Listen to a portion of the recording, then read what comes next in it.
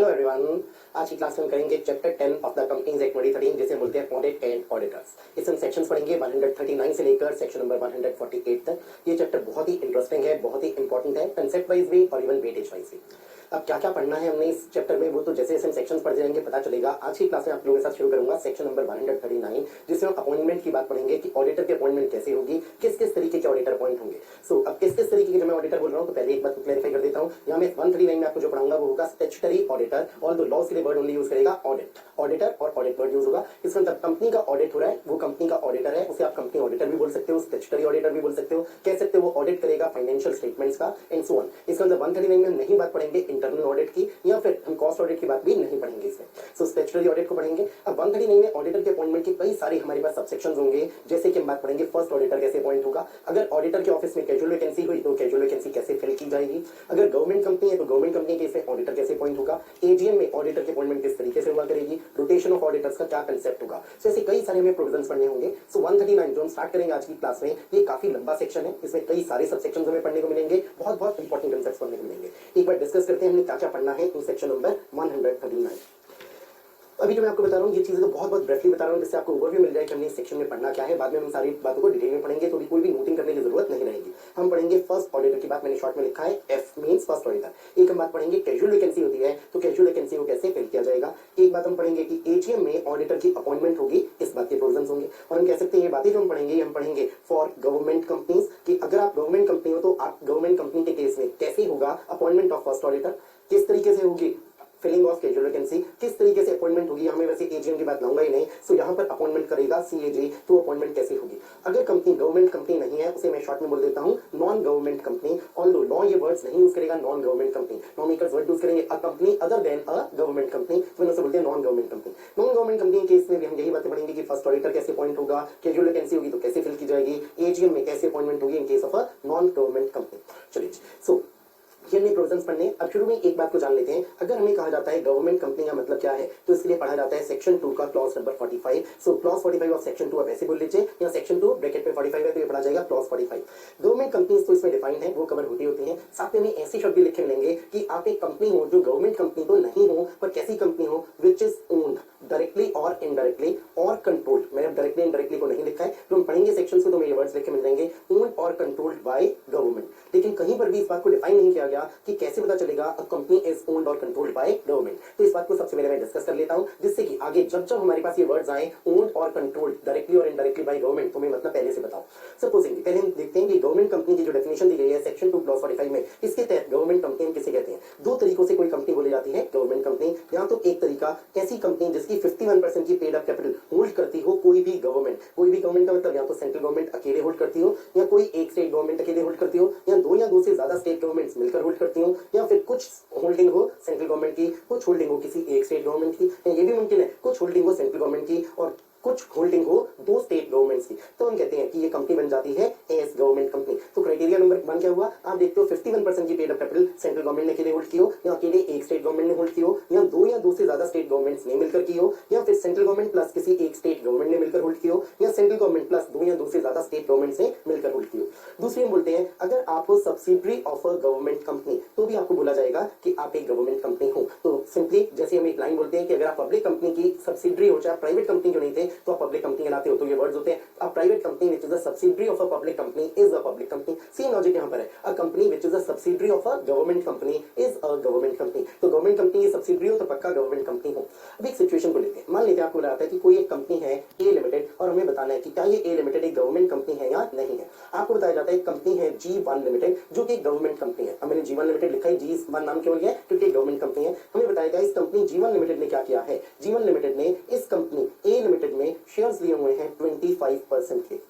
और आपको बताया जाता है कंपनी दूसरी है G2 लिमिटेड, ये भी एक गवर्नमेंट कंपनी है, इसने भी ए लिमिटेड में शेयर्स लिए हुए हैं, मान लेते हैं 30%। अब अगर पूछा जाए क्या ये ए लिमिटेड जो गिवन फैक्ट्स से is this A limited a government company, अब आप चेक करिएगा क्या ये गवर्नमेंट कंपनी है या नहीं है। जो मैंने अभी आपको क्राइटेरिया बताया सेक्शन 2 क्लॉज 45, क्या 51% की पेड अप कैपिटल गवर्नमेंट के पास है, कोई भी गवर्नमेंट, तो हम कहेंगे बिल्कुल नहीं, ये तो गवर्नमेंट कंपनीज है गवर्नमेंट नहीं है, तो 51% वाला क्राइटेरिया फिट नहीं हुआ। अगली बात, क्या ये ए लिमिटेड किसी भी गवर्नमेंट कंपनी की सब्सिडरी है, G1 लिमिटेड की भी सब्सिडरी नहीं है और G2 लिमिटेड की भी सब्सिडरी सब्सिडरी नहीं है, क्योंकि सब्सिडरी तब बनते हो जो आपके 50% से ज्यादा शेयर्स किसी एक गवर्नमेंट कंपनी के पास हो। G1 के पास भी 50% से ज्यादा नहीं है, G2 के पास भी नहीं है। तुम्हारा आंसर होगा ये गवर्नमेंट कंपनी नहीं है। पर अगर अब मुझे ए लिमिटेड के लिए शब्द यूज करने हो, क्या ए लिमिटेड ऐसी कंपनी है विच इज ओन्ड और कंट्रोल्ड, अब मैंने शॉर्ट में लिख दिया O/C, ओन्ड और कंट्रोल्ड डायरेक्टली और इनडायरेक्टली बाय गवर्नमेंट? मैं कहूंगा बिल्कुल। ओन्ड और कंट्रोल्ड डायरेक्टली इनडायरेक्टली तो गवर्नमेंट द्वारा है, क्योंकि गवर्नमेंट आपका कंट्रोल है G2 लिमिटेड पर, क्योंकि ये गवर्नमेंट कंपनी है। G1 लिमिटेड पर भी गवर्नमेंट आपका कंट्रोल है, क्योंकि G1 लिमिटेड एक गवर्नमेंट कंपनी है। और इनडायरेक्टली हम कहेंगे गवर्नमेंट आपका कंट्रोल है ए लिमिटेड पर, तो ए लिमिटेड के लिए वर्ड फिट हो जाएंगे कि ए लिमिटेड एक ऐसी कंपनी है विच इज ओन्ड और कंट्रोल्ड बाय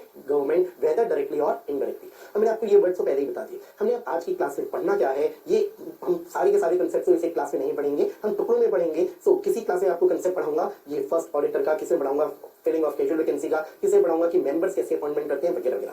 अब जब हम प्रोविजंस पढ़ेंगे तो ध्यान में ये बात रखेंगे कि हम ये प्रोविजन किसके लिए पढ़ रहे हैं, क्या ये प्रोविजन है फॉर गवर्नमेंट कंपनी या ये प्रोविजन है for other company. Other company का मतलब which is not a government company. अब साथ में मुझे वर्ड्स ये भी बोलने पड़ेंगे, तो मैं पहला कंसेप्ट आपको कराऊं गवर्नमेंट कंपनी, तो इसी में हम साथ में कंसेप्ट करेंगे गवर्नमेंट कंपनी और any other company which is owned और कंट्रोल्ड डायरेक्टली और इनडायरेक्टली बाय गवर्नमेंट। तो जब भी हम पहला कंसेप्ट करेंगे गवर्नमेंट कंपनी की बात आएगी, तो साथ ही साथ इस कंपनी की बात भी आ जाएगी विच इज ओन्ड और कंट्रोल्ड डायरेक्टली और इनडायरेक्टली बाय गवर्नमेंट। ये हमारा एक कंसेप्ट हुआ करेगा, ये सेकंड कंसेप्ट होगा। चलिए अब पढ़ना जो शुरू करते हैं, हम 139 को हमने पढ़ना है, पर हम ऐसा नहीं कर रहे कि हम सेक्शन 139 सबसेक्शन 1 को पूरा करें। मैं आपको सेक्शन 139 सबसेक्शन 1 का बहुत छोटा सा हिस्सा करवाऊंगा, साथ में आपको जो करवाऊंगा वो करवाऊंगा सेक्शन 139 के आगे के कुछ सबसेक्शंस को। वो सबसेक्शंस कौन कौन से करवाऊंगा, एक करवाऊंगा 6 और एक करवाऊंगा 7। इन दोनों ही सबसेक्शंस में हमें पढ़ने को क्या मिलेगा, पढ़ने को मिलेगा फर्स्ट ऑडिटर का कंसेप्ट। तो फर्स्ट ऑडिटर कैसे अपॉइंट होगा ये हम पढ़ेंगे। अगर कंपनी है गवर्नमेंट कंपनी एक्सेट्रा, अब ये वर्ड एक्सेट्रा मैं यूज कर रहा हूं, आप लोग एग्जाम में मत यूज करिएगा। रीजन में एक्सेट्रा में कैसे बोल रहा हूं, any other company which is owned और कंट्रोल्ड डायरेक्टली और इनडायरेक्टली बाय गवर्नमेंट। इतने सारे शब्दों को मैंने सब्स्टिट्यूट निकाल दिया एक्सेट्रा। सो हम फर्स्ट ऑडिटर पढ़ेंगे गवर्नमेंट कंपनी एक्सेट्रा के केस में, और फिर पढ़ेंगे हम फर्स्ट ऑडिटर के बाद एनी अदर कंपनी के केस में। एनी अदर कंपनी मतलब other than the companies covered in 1। चलिए जो हम इसे पढ़ेंगे तो हमें जो एनी अदर कंपनी है हम इसे पहले पढ़ेंगे। यहाँ हमें 139 सबसेक्शन नंबर 6 पढ़ने को मिलेगा। ये जो गवर्नमेंट कंपनीज एक्सेट्रा इसके लिए हमें पढ़ने को मिलेगा 139 सबसेक्शन नंबर 7। तो हम स्टार्ट करेंगे इससे। आपको थोड़ी सी बात में 139 1 की भी पढ़ाऊंगा, पर अभी नहीं, पहले हम फर्स्ट ऑडिटर के लिए पढ़ते हैं 139 6, इसे समझ लेंगे और फिर पढ़ेंगे 139 7। चलिए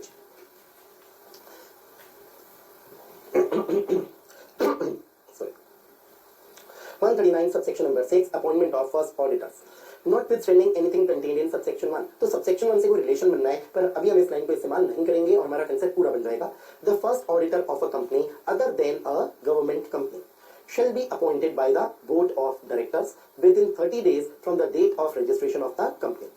And in the case of failure of the board to appoint such auditor, it shall inform। it किसके लिए आया है, बोर्ड के लिए आया है, तो बोर्ड आप इन्फॉर्म करना मेंबर्स को, तो inform the members of the company who shall within 90 days at an EGM appoint such auditor। such auditor का मतलब क्या हुआ, कौन सा auditor, first auditor. and such auditor shall hold office till the conclusion of the first AGM।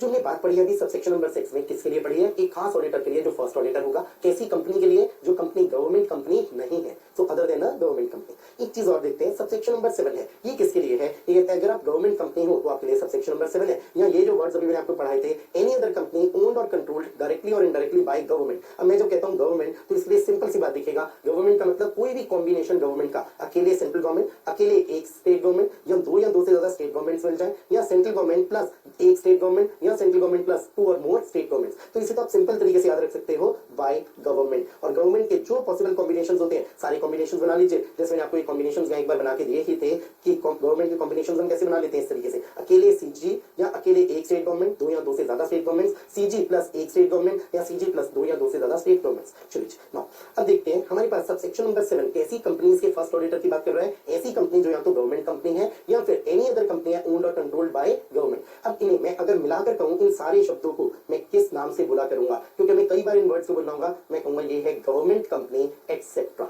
So government company etcetera हमने short में words use किए जो आप एग्जाम में यूज नहीं करोगे। सबसेक्शन 7 किसके लिए हो गया, गवर्नमेंट कंपनी एक्सेट्रा के लिए। सबसेक्शन नंबर 6 किसके लिए हो गया, सबसेक्शन 6 हो गया एनी अदर कंपनी के लिए। तो जो गवर्नमेंट कंपनी एक्सेट्रा सबसेक्शन 7 में कवर हुई, उनके अलावा सारी कंपनी कवर हो जाएंगी सबसेक्शन 6 में। दोनों ही सबसेक्शन किसके लिए हैं? फर्स्ट ऑडिटर के लिए। अब अगर देखें कितने लोगों को अपॉइंट करने की पावर दी है सबसेक्शन नंबर 6 में, हम कहेंगे 2 लोगों को पावर दी है। एक तो है बोर्ड ऑफ डायरेक्टर्स। पर अगर बोर्ड ऑफ डायरेक्टर्स आपने गलती की, अपॉइंटमेंट नहीं की फर्स्ट ऑडिटर की, कितने समय में? जो समय लॉ ने दिया 30 डेज, तब क्या होगा? हम कहेंगे अब तो पावर आपकी नहीं रहेगी 30 डेज बीतने के बाद। अगर 30 दिन में अपॉइंटमेंट नहीं की, 31st डे आ गया, अब ये अपॉइंटमेंट करने की पावर किसकी है? मेंबर्स की है। और मेंबर्स की ये पावर कैसे एक्सरसाइज करेंगे मेंबर्स? एक मीटिंग बुलाई जाएगी मेंबर्स की, वो मीटिंग होगी ईजीएम। ईजीएम बुलाएंगे बोर्ड ऑफ डायरेक्टर्स और उस ईजीएम में मेंबर्स करेंगे अपॉइंटमेंट। मेंबर्स आपको अपॉइंटमेंट करने के लिए मिले हैं 90 डेज और बोर्ड आपको अपॉइंटमेंट करने के लिए मिले हैं 30 डेज। सो यहां हम वर्ड ले लेते हैं ईजीएम भी और मेंबर्स भी। अब नंबर 1 में लिखता हूं, सबसे पहले आपको बोर्ड आपका है, पर आपको ये 30 डेज के अंदर अंदर अपनी पावर को एक्सरसाइज करना है। अगर आपने ऐसा नहीं किया तो क्या होगा? अब आपकी बोर्ड पावर खत्म हो जाएगी, 30 डेज बीत गए, अब पावर किसकी आ जाएगी? मेंबर्स की। मेंबर्स अपॉइंट करेंगे अगले 90 डेज के अंदर अंदर। कहां पर? ईजीएम में। जो भी ऑडिटर अपॉइंट होगा, अब जो आप लास्ट की बात पढ़ रहे हो, सच ऑडिटर शैल होल्ड ऑफिस, ये सारे वर्ड्स तो तब अप्लाई होंगे जब या तो अपॉइंटमेंट की हो बोर्ड ने तब भी, या अपॉइंटमेंट की हो मेंबर्स ने तब भी। तो चाहे अपॉइंटमेंट मेड बाय बोर्ड हो, इसे मैं ऐसे लिख देता हूं, चाहे अपॉइंटमेंट की हो बोर्ड ऑफ डायरेक्टर्स आपने, चाहे अपॉइंटमेंट की हो मेंबर्स आपने, हम कहेंगे फर्स्ट ऑडिटर तुम अपना ऑफिस कब तक होल्ड करोगे? Up to first EGM. अभी काम करते हैं, इसी कंसेप्ट को एक बार और डिस्कस कर लेते हैं। से एक एग्जांपल ले लेते हैं, टाइम चार्ट बना लेते हैं जिससे सारी बात क्लियर हो जाए। सपोजिंगली कोई कंपनी इनकॉर्पोरेट हुई है किसी पर्टिकुलर डेट को, इसे मैं बोल देता हूं स्टेज नंबर 1 है, मान लेते हैं 15/5/2020 को इनकॉर्पोरेट होती है। अगर कंपनी इस दिन इनकॉर्पोरेट होगी तो इसका फाइनेंशियल ईयर किस दिन खत्म होगा? हम कहेंगे फाइनेंशियल ईयर तो खत्म होता है 31/3 को ही। तो 31/3 कौन सा होगा? 2021 होगा। ये आपका फाइनेंशियल ईयर हो गया। स्टार्ट हुआ 15/5/2020 को और एंड हुआ 31/3/2021 को। इस फाइनेंशियल ईयर की आपको एजीएम भी करनी होगी और एजीएम करने के अगर हम कहें लास्ट डेट, इतनी इंफॉर्मेशन से हमें बतानी हो तो हम कहेंगे एजीएम करने की लास्ट डेट आ जाएगी 6 महीने के अंदर अंदर आपको एजीएम करनी होती है। तो 30/9/2021 is the last date for holding AGM। तो ये स्टेजेस मैंने बोलती स्टेज नंबर 1, 2 एंड 3। अब अगर हमें बोला जाए कि अपॉइंटमेंट करनी है फर्स्ट ऑडिटर की, तो फर्स्ट ऑडिटर की अपॉइंटमेंट कब होगी? मैं कहूंगा हम देखते हैं इस डेट को हम बोलेंगे यहां हुआ है कंपनी का रजिस्ट्रेशन। जब कंपनी इंकॉर्पोरेट हुई मींस रजिस्ट्रेशन ऑफ कंपनी है। अब इससे 30 डेज का टाइम हम निकाल लेंगे, ये हो गए सपोजिंगली 30 डेज।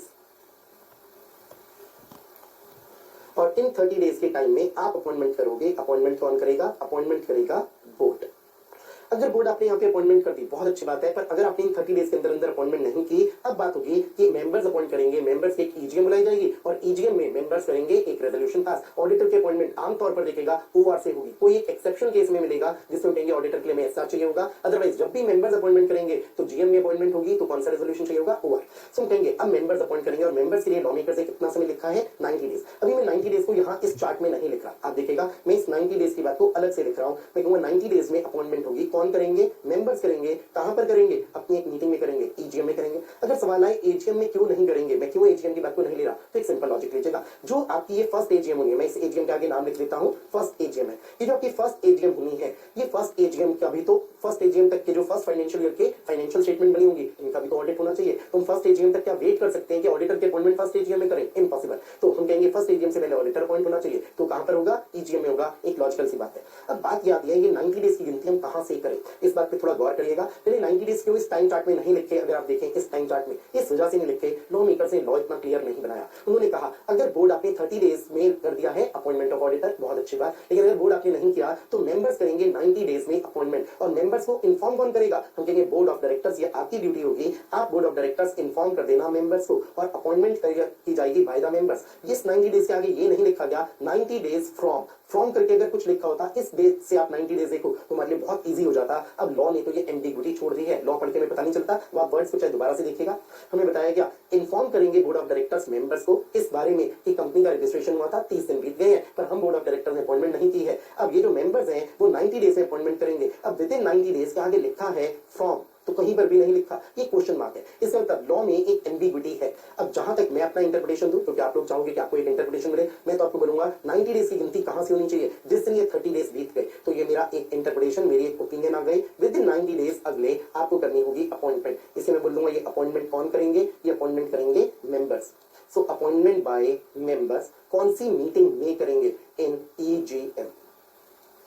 चलिए, सो ये हमारे पास कंसेप्ट बन गया। अब सबसे पहले इसे कंक्लूड अगर हम करें, हम कैसी कंपनी की बात कर रहे हैं? क्या ये कंपनी गवर्नमेंट कंपनी है या गवर्नमेंट कंपनी से अलग है? हम कहेंगे ये नहीं है गवर्नमेंट कंपनी, तो अदर देन गवर्नमेंट कंपनी। आगे मैं एक्सेट्रा भी लिखता हूं। एक्सेट्रा किस लिए? रीजन नहीं, अगर आप एक ऐसी कंपनी होते विच इज ओन्ड और कंट्रोल्ड डायरेक्टली और इनडायरेक्टली बाय गवर्नमेंट, तब आपके लिए सबसेक्शन नंबर 6 नहीं आता, मैं आपको बता चुका हूं, तब सबसेक्शन नंबर 7 आता। सो ये हम बोलेंगे समरी हमारी हो गई सेक्शन 139 सबसेक्शन नंबर 6 किसके लिए है, companies other than government companies etcetera के लिए। जिस दिन कंपनी का रजिस्ट्रेशन होगा अगले 30 डेज के अंदर अंदर बोर्ड ऑफ डायरेक्टर्स आप अपॉइंटमेंट करो। अगर बोर्ड आपने विद इन 30 डेज अपॉइंटमेंट नहीं की, डिफॉल्ट किया, आप इन्फॉर्म करोगे मेंबर्स को और मेंबर्स अपॉइंटमेंट करेंगे इन द एजीएम। कितने दिन में, 90 डेज। ये मेरा इंटरप्रिटेशन है कि 90 डेज कहां से लिए जाएंगे, ये 90 डेज लिए जाएंगे from the expiry of 30 days. चलिए नाउ ये कंसेप्ट आ गया हमारे पास सेक्शन 139 सबसेक्शन 6। जो ये ऑडिटर अपॉइंट हुआ है, अगर हमें बोला जाए ये जो अपॉइंटमेंट आपने की है ये किसकी अपॉइंटमेंट की है, यहां में लिखा नहीं है, मैं इसे लिख सकता हूं फर्स्ट ऑडिटर। तो आपने जो अपॉइंट किया है वो फर्स्ट ऑडिटर किया है, फर्स्ट ऑडिटर की अपॉइंटमेंट बाय बोर्ड। यहां भी लिखते हैं first auditor appointment bye members in AGM. चाहे ये बोर्ड ने अपॉइंट किया हो चाहे मेंबर्स आपने अपॉइंट किया हो, ये फर्स्ट ऑडिटर अपना ऑफिस कब तक होल्ड करेगा, तो हम कहेंगे आप अपना ऑफिस होल्ड करोगे, holds office up to conclusion of first AGM. हम क्यों बोल रहे हैं फर्स्ट एजीएम की बात, आपको बहुत अच्छा लॉजिक बन जाएगा जो हम पढ़ेंगे सेक्शन 139 का सबसेक्शन नंबर 1, उसमें ऐसी बात आ जाएगी। तो holds office up to conclusion of first AGM. एक बात को ध्यान रखिएगा, जब भी हम ऑडिटर के लिए कोई भी प्रोविजन पढ़ेंगे तो उसमें लिखा होगा तुम अपना ऑफिस इस दिन तक ऑडिटर होल्ड करोगे, तो हमेशा लिखा होगा वर्ड कंक्लूजन, कंक्लूजन वर्ड जरूर आएगा। तो बजाय इसके आप ऐसे लिखो holds office up to first AGM, word conclusion जरूर लाओ। तो फर्स्ट ऑडिटर अपना ऑफिस होल्ड करेगा up to conclusion of first AGM, चाहे उसे अपॉइंट किया बोर्ड ने, चाहे उसे अपॉइंट किया मेंबर्स ने इन द एजीएम। चलिए नाउ ये हमारे पास एक तरीके की बन गई है समरी। अब आ जाते हैं इसके आगे की बात पर। यहाँ आप लोगों को टाइम लिमिट्स याद रखनी होंगी, जो थोड़ा मुश्किल काम होगा। पहले हमने 30 डेज की टाइम लिमिट पढ़ी, फिर पढ़ी अभी 90 डेज की। अब एक काम करते हैं, आ जाते हैं इससे अगले कंसेप्ट पर, that is 139 subsection number 7। 139 subsection number 7 हम किसके लिए पढ़ रहे हैं, गवर्नमेंट कंपनीज एक्सेट्रा के लिए पढ़ रहे हैं। Notwithstanding anything contained in subsection 1 और सबसेक्शन 5। अब इस लाइन को छोड़ देते हैं, कट नहीं करते। In the case of a government company or any other company owned or controlled directly or indirectly by CG or by any state government or state governments or partly by CG and partly by state government or governments, जिन्हें हम आगे से बोल देंगे short में government company etcetera, the first auditor shall be appointed by CAG। अब ये बात आप लोगों ने पढ़ी होगी, जब भी गवर्नमेंट ऑडिट्स की बात आती है तो हम बोलते हैं कौन ऑडिट करेगा, CAG। तो पहला हक यहाँ CAG का हो गया। जबकि 139(6) जो हमने पढ़ा था तो पहला पावर किसकी थी, बोर्ड की। बोर्ड नहीं अपॉइंट करता था तो हम कहते थे मेंबर्स की बात। अब हम कहेंगे हम बोर्ड भी नहीं करेगा, पहला हक किसका है, CAG आपका है। CAG आपको अपॉइंट करने के लिए हमने काफी ज्यादा समय दिया, बोर्ड को दिया था ओनली 30 डेज का टाइम, आपको दिया 60 डेज का टाइम। ये तो ऑब्वियस है, 60 डेज कहां से मिले, रजिस्ट्रेशन ऑफ द कंपनी। तो 139 में पढ़ रहे हैं फर्स्ट ऑडिटर की बात। फर्स्ट ऑडिटर कैसी कंपनी में अपॉइंट हो रहा है, गवर्नमेंट कंपनी एक्सेट्रा में हो रहा है। कौन करेगा, CAG। 30 डेज की जगह 60 डेज का टाइम हो गया, बाकी बातें तो देखिए सेम हो गई और बोर्ड की जगह CAG हो गया। नाउ अब अगर मान लेते हैं CAG तुमने अपॉइंटमेंट नहीं की, 60 डेज का समय बीत गया, अब पावर किसको मिल जाए, हमने कहा एक काम करते हैं पावर अब बोर्ड को दे देते हैं। तो आगे बढ़ जाए, in case CAG does not appoint such auditor within the set period, the board of directors of the company shall appoint such auditor within next 30 days. अब बोर्ड आप अपॉइंटमेंट करना अगले 30 दिन में। ये तो कितना बढ़िया क्या लॉ मेकर्स आपने वर्ड लिखा है नेक्स्ट। इस नेक्स्ट से एक बात पता चल गई, अब बोर्ड जो तुम्हें 30 दिन मिलेंगे वो 30 दिन की गिनती कब से शुरू होगी, अगले 30 दिन। नेक्स्ट का मतलब क्या हुआ, अगले। तो अगले 30 दिन की गिनती मतलब 60 डेज की एक्सपायरी के बाद से होगी। And in case of failure of the board to appoint such auditor within the next 30 days, it shall inform the members। ये बात तो सिमिलर आ गई पहले से, बिल्कुल सेम नहीं आई है पर सिमिलर आई है। अब मेंबर्स को आप इन्फॉर्म कर देना, who shall appoint such auditor, जो कि ऑडिटर को अपॉइंट करेंगे within 60 days at an AGM।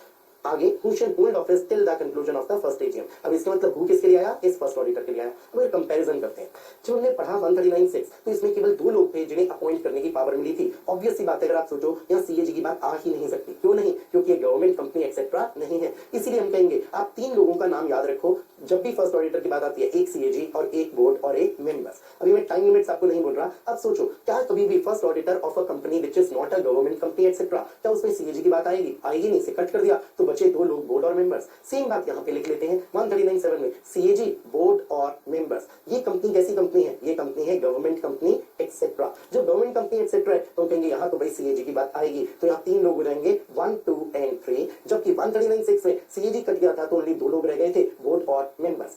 अब टाइम लिमिट देखिएगा काफी डिफरेंट हो गई। जो हमने 139(6) पढ़ा तो टाइम लिमिट थी 30 डेज 90 डेज। 30 किसके लिए, बोर्ड के लिए, मेंबर्स के लिए 90 डेज। अब आपके पास ये टाइम लिमिट्स बहुत डिफरेंट हो। 60 डेज मिले AGM, सॉरी 60 डेज मिले CAG को।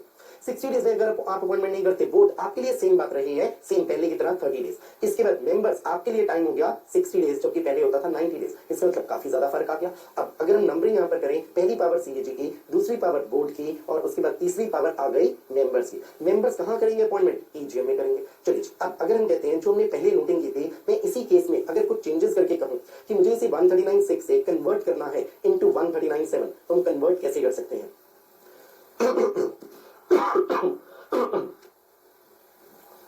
हम इसे कन्वर्ट ऐसे करेंगे, 139(6) की जगह मैं इसे कर दूंगा, ये सेक्शन बन गया 139(7), ये कंपनी अदर देन की जगह हो गई government company etcetera.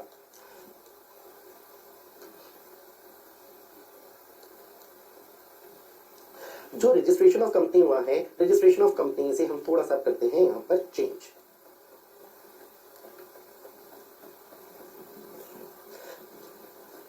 Supposing 15/5/2020 registration of company हुआ, इससे आपको सीएजी कुछ समय मिल जाएगा कि आप इतने समय के अंदर अंदर अपॉइंटमेंट करो। सीएजी आपको अच्छा खासा समय मिला 60 डेज। 60 डेज के अंदर अंदर हम कहेंगे फर्स्ट ऑडिटर की अपॉइंटमेंट आप करना। So first auditor appointment bye CAG, ये एक चीज एक्स्ट्रा आ गई जो 139(6) में नहीं थी, 139(7) में आ गई। अगर आपने सीएजी अपॉइंटमेंट नहीं की तो फर्स्ट ऑडिटर की अपॉइंटमेंट कौन करेगा? बोर्ड करेगा। और बोर्ड जो अपॉइंटमेंट करेगा वो कितने दिन में करेगा? बोर्ड के लिए समय 30 डेज ही रहा, तो आपके लिए सीएजी 60 डेज, आपके लिए बोर्ड सेम 30 डेज। सेम कैसे? 139(6) में भी बोर्ड आपके लिए टाइम था 30 डेज, यहाँ पर भी सेम हो गया टाइम 30 डेज। अब भाई मेंबर्स अगर आपकी अपॉइंटमेंट की बारी आई, क्यों? क्योंकि बोर्ड ने भी अपॉइंटमेंट नहीं की, तो हम कहेंगे आप अपॉइंटमेंट करोगे कितने डेज में? Within 60 days. चलिए बाकी बातें तो सेम रहे। जो भी फर्स्ट ऑडिटर को अपॉइंट करेगा वो व्यक्ति कोई भी क्यों ना हो, चाहे वो सीएजी हो, चाहे वो बोर्ड हो, चाहे वो मेंबर्स हो जिन्होंने अपॉइंटमेंट की हो इन द ईजीएम। ये जो फर्स्ट ऑडिटर अपॉइंट हुआ है ये अपना ऑफिस कब तक होल्ड करेगा? हम कहेंगे अपना ऑफिस होल्ड करेगा up to the conclusion of first AGM. So holds office, ये वर्ड्स बिल्कुल यही रहेंगे, अप टू किस डेट तक? Conclusion of first AGM. No, ये मेरे पास बात आई, ये चीजें सब बिल्कुल सेम रही। फर्स्ट एजीएम तो कंपनी की बाद में होनी है, बहुत आगे जाकर हम कहेंगे फर्स्ट ऑडिटर तो पहले ही अपॉइंट हो जाना चाहिए। अब एक बार कंक्लूड करते हैं। 139(6) कैसी कंपनीज को कवर करता है? Other than government company etcetera. 139(7) किसे कवर करता है? 139(7) करता है गवर्नमेंट कंपनी एक्सेट्रा को। 139(6) में आते हो तो अपॉइंट करने वाले लोग कौन होंगे? सीएजी होगा ही नहीं, क्योंकि गवर्नमेंट कंपनी एक्सेट्रा नहीं है, तो दो लोग होंगे बोर्ड और मेंबर्स। जबकि 139(7) में आओगे तो यहाँ 3 लोग हो जाएंगे, क्योंकि पहले पावर होगी सीएजी की। सीएजी ने अपॉइंट नहीं किया तो बोर्ड करेगा अपॉइंट, और बोर्ड ने नहीं किया तो बोर्ड इन्फॉर्म करेगा मेंबर्स को, ईजीएम बुलाएगा बोर्ड, और इस ईजीएम में मेंबर्स करेंगे अपॉइंटमेंट। टाइम लिमिट्स आपके रखने वाली है। तो 139(6) पढ़ते हो, 2 लोग हैं, टाइम लिमिट्स है 30 डेज, 90 डेज। जबकि जब हम पढ़ते हैं 139(7) गवर्नमेंट कंपनी एक्सेट्रा, तो टाइम लिमिट्स हो जाती है 60 डेज, फिर 30 डेज, फिर 60 डेज। चलिए, जो फर्स्ट ऑडिटर अपॉइंट होगा गवर्नमेंट कंपनी एक्सेट्रा में भी, वो भी अपना ऑफिस कब तक होल्ड करेगा? Till the conclusion of first AGM. I believe यहां तक आपको कोई भी दिक्कत नहीं होगी, बात इजीली समझ में आई होगी। हमने फर्स्ट ऑडिटर की जो बात की है उसमें अगर हम एक बात को देखें, जो भी फर्स्ट ऑडिटर है, चाहे वो 139(7) में गवर्नमेंट कंपनी एक्सेट्रा के लिए अपॉइंट हुआ हो, चाहे वो 139(6) में other than government company etcetera के लिए अपॉइंट हुआ, हम कहते हैं अपना ऑफिस कब तक होल्ड करेगा? तो कंक्लूजन ऑफ फर्स्ट एजीएम।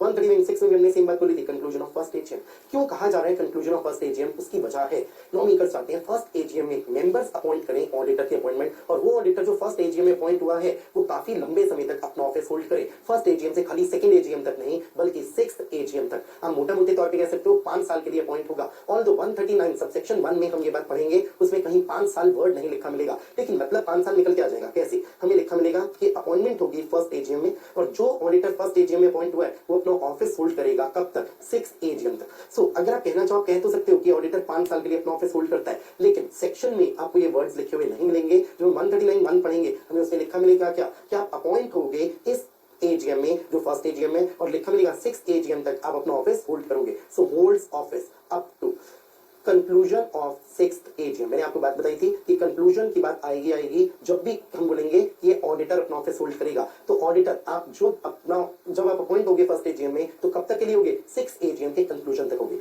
ये जो बात अभी मैंने आपको बताई है, ये कौन से सेक्शन में हमें लिखी मिल जाएगी? 139(1) में लिखी मिल जाएगी। तो 139(1) क्या कहेगा? अपॉइंटमेंट कहां पर होगी? फर्स्ट एजीएम में, और ये ऑडिटर अपना ऑफिस कब तक होल्ड करेगा? 6th एजीएम तक। अब 139(1) में तो इससे ज्यादा बातें भी लिखी मिलेंगी, कई सारी बातें लिखी मिलेंगी, पर अभी मैं आप लोगों को 139(1) पूरा नहीं पढ़ाऊंगा। 139(1) पढ़ेंगे, इसके हमें कई सारे प्रोवाइजोस भी पढ़ने होंगे, मैं भी आपको प्रोवाइजोस को भी पेंडिंग कराऊंगा। 139(1) का भी मैं आपको थोड़ा सा हिस्सा पढ़ाऊंगा और थोड़ा सा हिस्सा रखूंगा पेंडिंग। तो चलिए 139(1) का थोड़ा सा हिस्सा पढ़ते हैं। Section 139 subsection number 1, subject to the provisions of this chapter. अभी इस लाइन को भी नहीं पढ़ते। एवरी कंपनी शेल, अब हमें देख के तो ऐसे लग रहा है कि यहाँ एवरी कंपनी में हर कंपनी कवर हो जाएगी, चाहे वो गवर्नमेंट कंपनी हो, चाहे वो गवर्नमेंट कंपनी एक्सेट्रा वाली टर्म में आ जाए। पर मैं आपको यहाँ पे एक नोटिंग करवा देता हूँ, यहाँ मैं लिखवा देता हूँ, ये नहीं अप्लाई होगा 139(1). किस पर अप्लाई नहीं होगा? गवर्नमेंट कंपनी एक्सेट्रा पर अप्लाई नहीं होगा। सो कहेंगे यहाँ एवरी कंपनी मतलब क्या आएगा? Every company other then government company etcetera. यहाँ इसी को मैं कह सकता हूँ नॉट एप्लीकेबल, इसे इस तरीके से लिख देते हैं, ये कंक्लूजन मैंने कैसे निकाला है, क्यों निकाला है, ये आपको बाद में पता चलेगा जब मैं आपको सेक्शन 139 का सब सेक्शन नंबर 5 पढ़ाऊंगा। सब सेक्शन 5 पढ़ के कंक्लूजन निकलाता है। तो हम कहेंगे सेक्शन 139 सब section 1 is not applicable to government companies etcetera.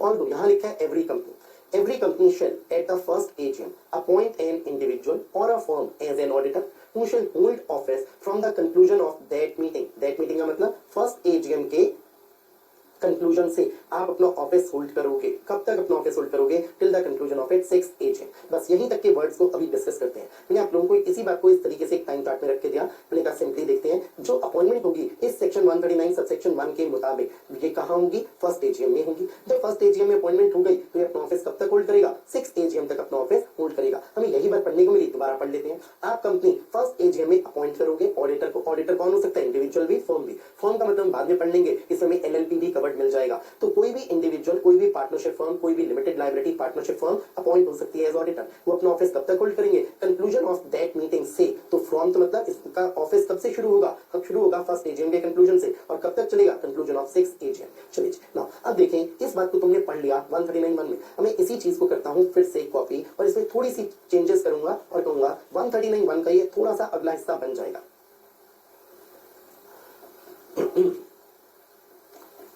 139(1) ने कहा जब फर्स्ट AGM में अपॉइंटमेंट होगी तो ये कब तक अपॉइंट होगा? 6 AGM के कंक्लूजन तक। अब अगर आपसे कोई कहे, मान लेते हैं कि 6 AGM हो गई, ये जो ऑडिटर था इसका ऑफिस खत्म हो गया, अब हम एक वर्ड यूज करेंगे, जो व्यक्ति यहाँ अपॉइंट हुआ था, मान लेते हैं जो व्यक्ति यहाँ पर अपॉइंट हुआ था उनका ऐसी कोई नाम ले लेते हो, मिस्टर ए थे। मिस्टर ए आप फर्स्ट AGM में अपॉइंट हुए तो आपने अपना ऑफिस काम करना कब से शुरू कर सकते हो? कंक्लूजन ऑफ फर्स्ट AGM से। और आप कब तक ऑडिटर रहोगे? 6 AGM के कंक्लूजन तक। सपोजिंग एक सिचुएशन आती है कि ये कंपनी कहती है हम तो आपको ही रीअपॉइंट करना चाहते हैं मिस्टर ए। क्या मिस्टर ए आप रीअपॉइंट हो सकते हो? मैं कहूंगा यस। बहुत लोगों को एक गलतफहमी होगी कि एक रोटेशन का कंसेप्ट होता है और रोटेशन के कंसेप्ट की वजह से ये नामुमकिन है कि मिस्टर ए रीअपॉइंट हो पाए। मैं आपको कहता हूं ये बिल्कुल मुमकिन है। हाँ, मैं कुछ ऐसा केस भी बना दूंगा बाद में जाकर जिसमें कहूंगा मिस्टर ए आप रीअपॉइंट नहीं हो पाओगे, पर मैं कहूंगा ऐसा केस भी तो बनना मुमकिन है कि आप 6 AGM में रीअपॉइंट हो पाओ। तो अब सिचुएशन मेरे पास ये है कि आप 6 AGM में रीअपॉइंट होना चाहते हो मिस्टर ए और कंपनी भी आपको रीअपॉइंट करना चाहती है। क्या आप रीअपॉइंट हो सकते हो? हम कहेंगे बिल्कुल आप रीअपॉइंट हो सकते हो। अब आपने अपना ऑफिस होल्ड किया up to conclusion of 6 AGM और यहीं पर मैंने एक एरो बनाया और मैंने कहा रीअपॉइंटमेंट हो गई। तो रीअपॉइंटमेंट इसे हमने लिख दिया, ये हुई रीअपॉइंटमेंट ऑफ रिटायरिंग ऑडिटर। आप हो रिटायरिंग ऑडिटर मिस्टर ए, आपकी हो गई रीअपॉइंटमेंट इस 6 AGM में। अब आप अपना ऑफिस फिर से कंटिन्यू करोगे इस 6 AGM के कंक्लूजन से। कब तक होल्ड करोगे? तो नॉमिनेट कर देगा 11th AGM तक। अब ये 11th AGM हमने कैसे निकाली? मैंने कहा इसका एक सिंपल तरीका करिए। जिस AGM में रीअपॉइंटमेंट हुआ है इसे 6 को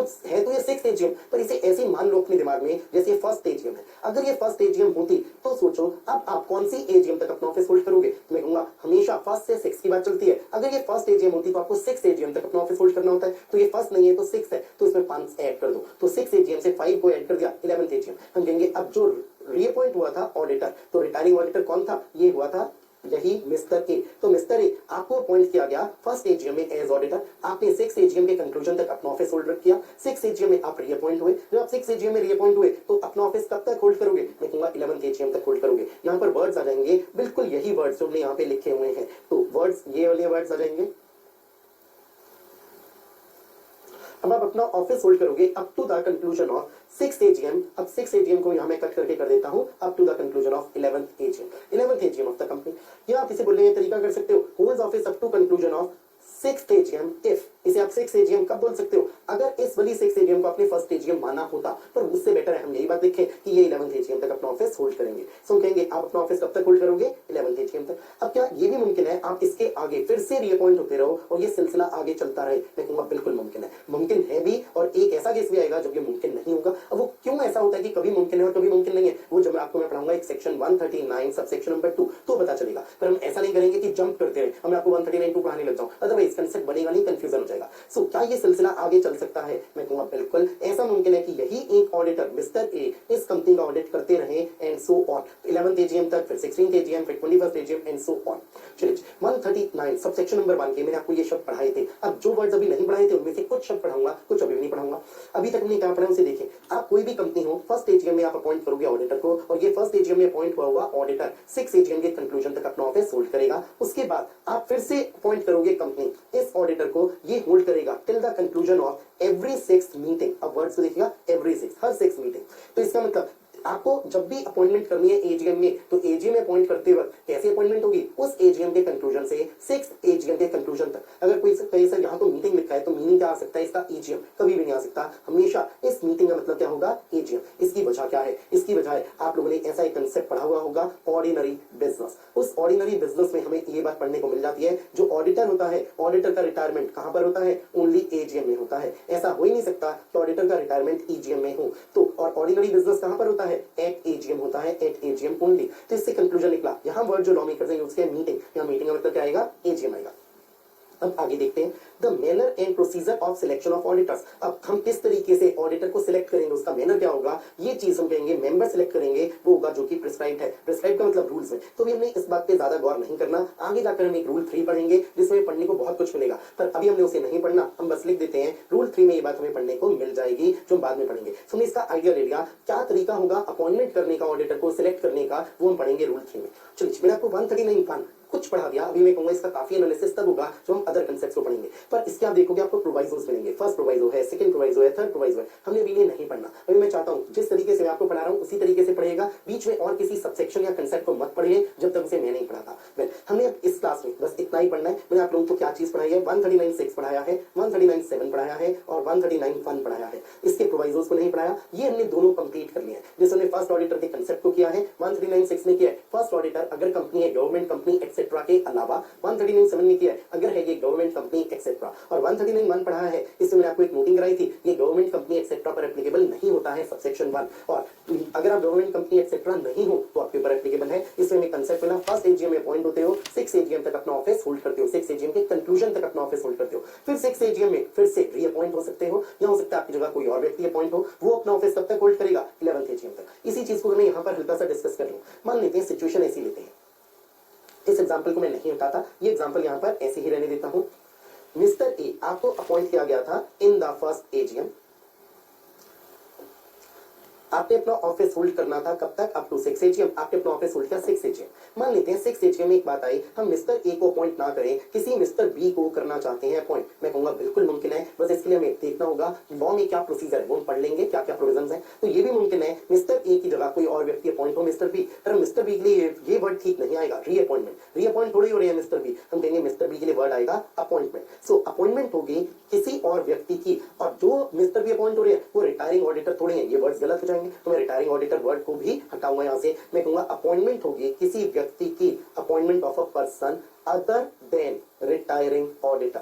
तो आप रिटायरिंग ऑडिटर नहीं हो मिस्टर बी, क्या आपकी भी अपॉइंटमेंट मुमकिन है, बिल्कुल। अब वर्ड देखिएगा, रीअपॉइंटमेंट को मैंने कर दिया अपॉइंटमेंट, और पहले लिखा था रिटायरिंग ऑडिटर, अब कर दिया अदर देन रिटायरिंग ऑडिटर, ये भी मुमकिन है। पर कैसे मुमकिन है, अभी मैं आपको इसके डिटेल प्रोविजंस नहीं पढ़ा सकता, कंफ्यूजन हो जाएगा। तो 6 एजीएम में क्या हुआ, हम कहेंगे 6 एजीएम में एक काम तो हुआ, आपने जो मिस्टर ए अपना ऑफिस होल्ड किया 6 एजीएम तक, 6 एजीएम में हम कहेंगे आप रिटायर हुए। मैं ये वर्ड तो भी बोलूंगा, मैं कहूंगा रिटायरमेंट हुआ किस ऑडिटर का, रिटायरमेंट हुआ रिटायरिंग ऑडिटर का।